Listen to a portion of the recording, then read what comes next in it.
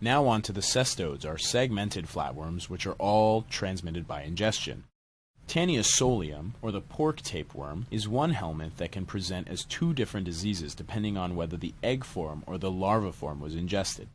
Ingestion of the larval form from contaminated pork leads to an infection characterized by intestinal colonization by the adult tapeworm, which you can see here, and it also leads to mild gastrointestinal symptoms.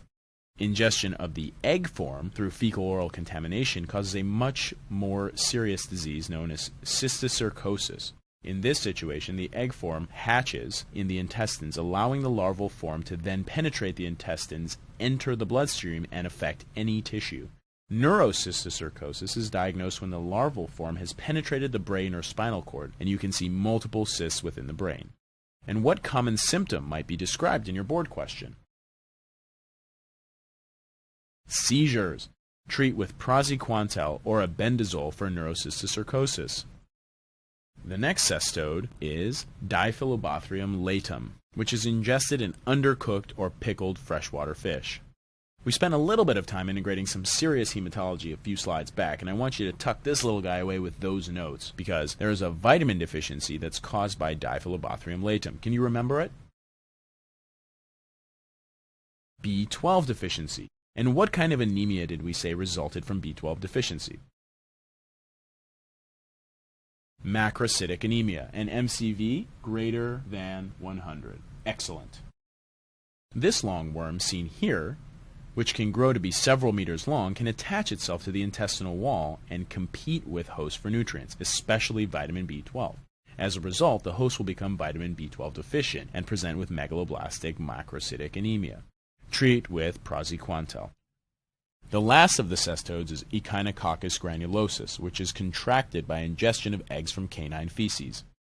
Larvae hatch in the GI tract, and like all other ones that we've talked about, they penetrate the intestinal wall and migrate to target tissues, a very common mechanism. But this one is especially likely to go to the liver, where they form hydatid cysts.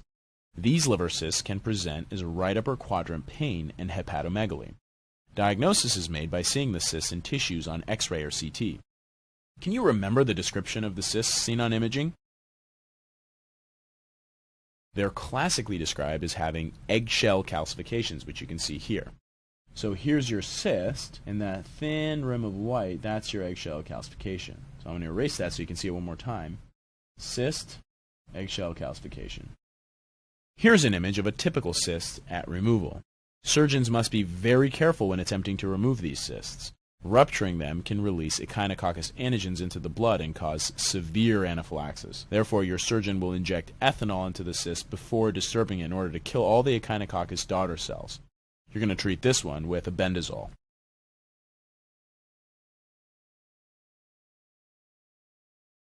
Flash quiz. A 34-year-old Mexican immigrant presents with a recent onset of seizures. CT of the head reveals multiple cystic structures throughout the brain. What is the most likely diagnosis?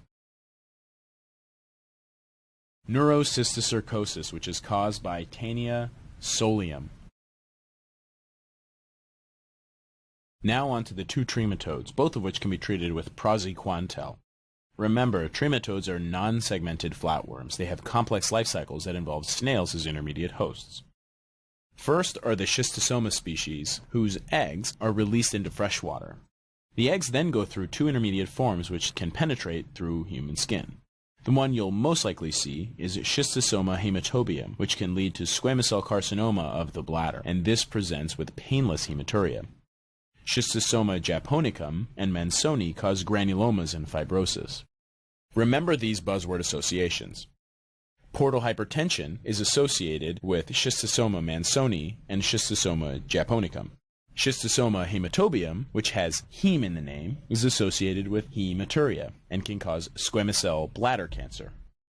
Finally, Clonorchis sinensis, which is endemic to Southeast Asia. Larvae are ingested in raw or undercooked freshwater fish. The larvae migrate through the GI tract and mature into the biliary tree. A common mnemonic that may help you remember this is that Clonorchis climbs into the biliary tree. Inflammation of the biliary system can lead to pigmented gallstones, which you can see here. What cancer is associated with Clonorchis infection? Well, if it affects the biliary tree, then it makes sense that it would cause cancer of the biliary system. Do you remember what that's called? It's called cholangiocarcinoma. Remember the buzzword associations among biliary tract disease: cholangiocarcinoma and clonorchis.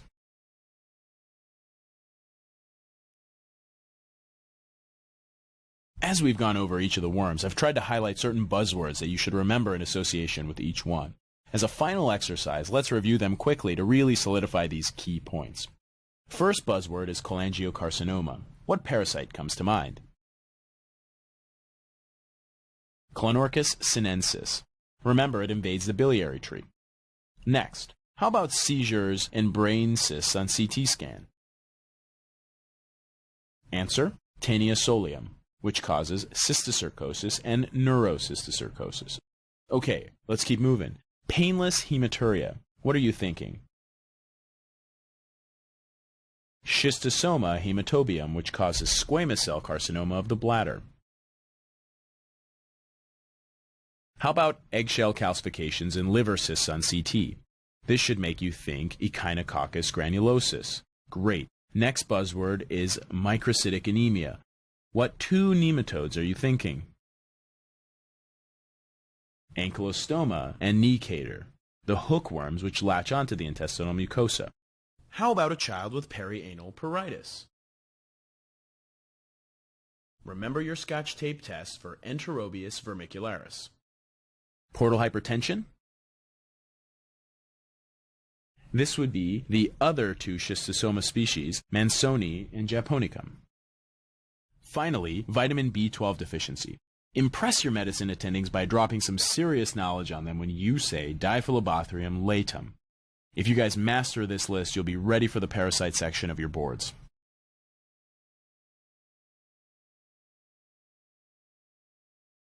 And the last flash quiz. Identify the organism seen in this micrograph. This is Entamoeba histolytica, which you can identify because of the red blood cells which are trapped inside.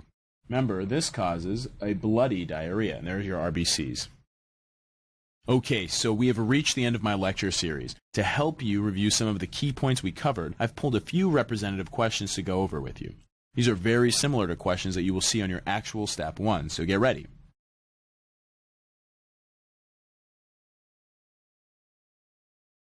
Infection with Malassezia furfur causes a skin hypopigmentation. It is found most frequently in hot, humid tropical regions. It is also responsible for causing one of the cutaneous mycoses. Infection with Malassezia furfur causes which of the following disorders? A. Tinea capitis. B. Tinea cruris. C. Tinea nigra. D. Tinea pedis. Or E. Tinea versicolor. Take a second to think about this one. Okay, time is up. Let's go over the answer. So here's a straight recall question. We want you to match the disease with the organism. So Malassezia furfur causes Tinea versicolor. Excellent job for those of you that got it right. For those of you that didn't, let's go over it and figure out what you missed. Symptoms of Malassezia furfur causing Tinea versicolor include hypopigmented skin lesions that occur in the hot and humid conditions. A potassium hydroxide test will demonstrate the characteristic spores with short mycelium referred to as the spaghetti and meatballs appearance of Tinea versicolor. Malassezia furfur is treated with topical miconazole or selenium sulfide, and empiric therapy is usually attempted before formal workup is completed. Tinea capitis is usually caused by Microsporum canis. Tinea cruris, also known as jock itch, is commonly caused by Epidermophyton flocosum and Trichophyton rubrum. Tinea nigra is a superficial infection of the stratum corneum. It is usually acquired through direct contact with soil, wood, and decaying vegetation. Tinea pedis and Tinea unguium is almost always caused by Trichophyton. These are infections of the foot and nail.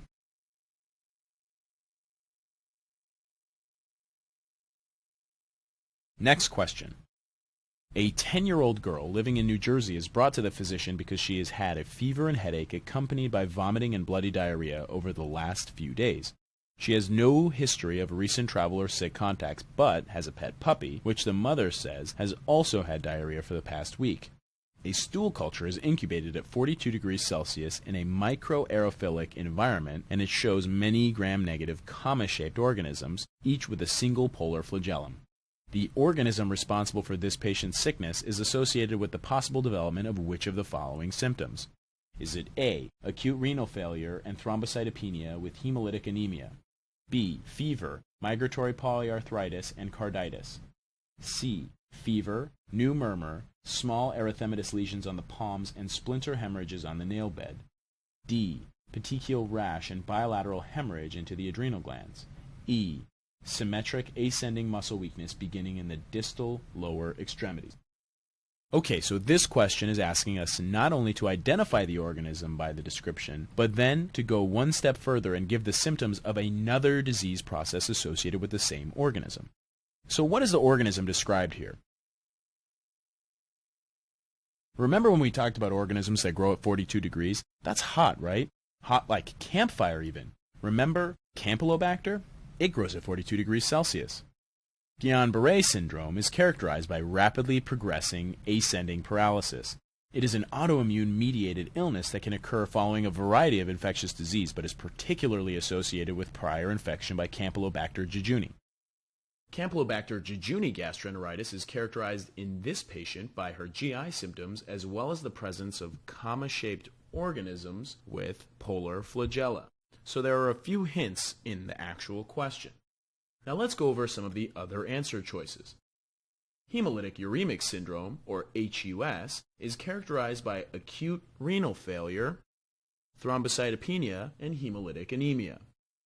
HUS can be a complication of an infection caused by E. coli O157H7. This is a gram-negative rod that can cause enteritis. Rheumatic fever is characterized by fever, migratory polyarthritis, and carditis. It is known to occur after group A streptococcal pharyngitis. There is no evidence of strep pyogenes infection in this patient.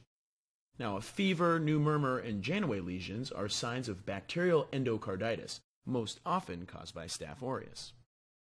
Okay, so these two questions are very typical and representative questions of the type of microbiology questions you might see on your USMLE Step 1.